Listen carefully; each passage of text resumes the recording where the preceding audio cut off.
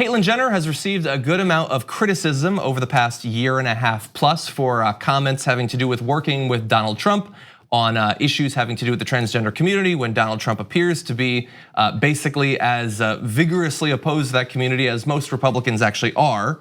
But now Caitlyn Jenner actually has an op-ed in the Washington Post having to do with this, the experience that she has had dealing with Donald Trump and his administration. I want to read just a few quotes and we can respond. Caitlyn said, following Trump's election as president, I saw fertile ground for change within the Republican Party on LGBTQ issues. Goes on to say that poll after poll shows that Americans were becoming more tolerant and liberal on those issues, even amongst the Republicans. So it seemed like maybe something can actually come of that. Caitlyn says, I believed I could work within the party and the Trump administration to shift the minds of those who most needed shifting. Sadly, I was wrong. The reality is that the trans community is being relentlessly attacked by this president. Believing that I could work with Trump and his administration to support our community was a mistake. I cannot support anyone who is working against our community. I do not support Trump. I must learn from my mistakes and move forward. That is just a very brief version of the longer op-ed, which you can find at the Washington Post. It's literally like word for word what trans activists had been saying to her for the past 2-3 years. So, I mean, she's just kind of reciting what people have been saying to her. And I think when I see this and I think about this, I think about the idea that it is okay to care about people other than yourself.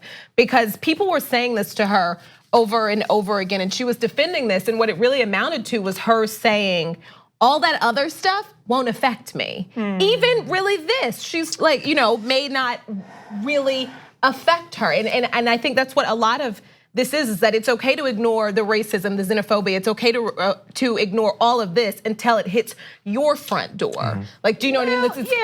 I'd give Caitlyn a little bit more of a pass, having had some of these conversations with her right after the election. Look, she's a wealthy white person who saw a lot of, has always been a Republican, saw a lot of, hope and a lot she liked in some of the economic ideas, Republican though they're not, that Donald Trump was proposing. And so undoubtedly, tax breaks for the rich, super happy, like those sorts of things. And I actually take her at her word. I think she, is her identity and advocating for trans rights for herself and for others, she's very serious and passionate about. And I think she believed that she could do that work. And she had this opportunity, she had this inroad, she had the iPhone cell phone number, and could do this work directly. And you know what? There were reasons she would cite, right? He said during the campaign famously that Caitlyn Jenner could use the women's room in one of his hotels. Now, what we know is that what you're gonna do as a businessman is different than what you're gonna do in governing.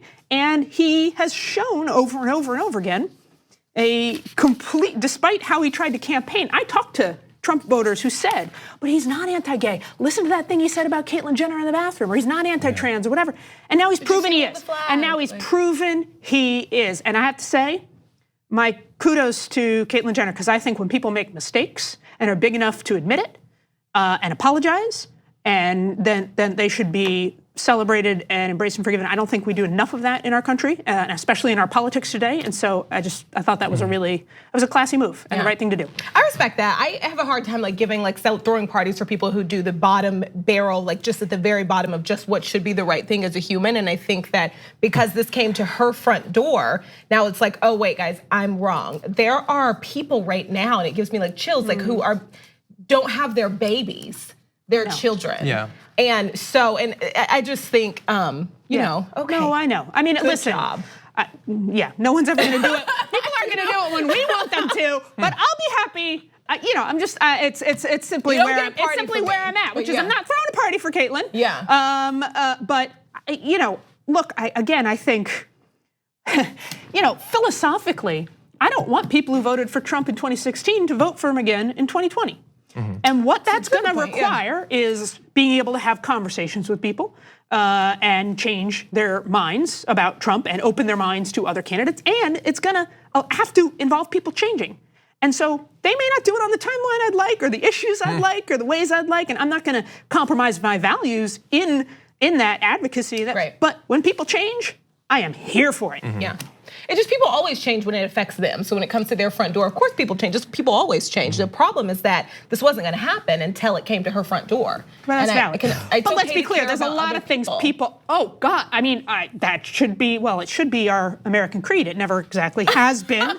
Right. So, and like the fact of the matter is there's lots of issues where, look, if we look at his trade policy, if we look at, the tax cuts to the rich and the slashes that he's about to propose, that he already has proposed for food stamps and he's about to for Medicaid and Medicare and Social Security, that there are a lot of diehard Trump supporters and that affects them, that hurts them. Right. But they aren't seeing that because they are more, ginned up by the anti-immigrant, anti-Muslim resentment stuff. And so when if they can get there, I will welcome them with open arms.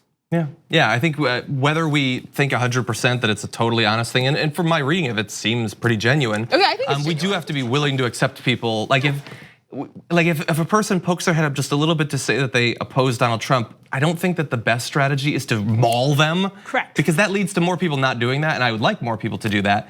On this particular issue, it seems to me, and it has seemed to me, as possibly the least qualified person to actually talk about any of the struggles of this community or the activists on its behalf. But do it anyway. I will anyway.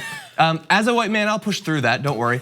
And as a cynic, it seemed like working with Donald Trump, I mean, come on, is that really gonna work? But at the same time, Donald Trump coming in is definitely bad news for that community. If you care about that community, they have all the power now. Donald Trump in the White House, the Supreme Court. Hashtag cis cynic, right there, folks. Hashtag cis No, but what I'm saying is, to have any influence whatsoever, that is where you have to work, because we have given all power to Donald Trump. And so in the same way with the transgender community, with family separation, we decided that we're gonna give Donald Trump and people like him all of the power to determine those things, which puts people in a terrible position where they either go to sleep for 2 years or 4 years, as some people have chosen to do, or you try to influence where you can a group that is perhaps least influenceable out of anybody in politics in recent decades. So I certainly feel for Caitlyn Jenner in that regard. Like, you want to stick up for your community, and we've put you in just about as bad a position as is imaginable.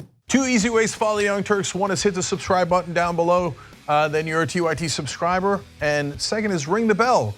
And when you do that on YouTube, you're notified of our videos.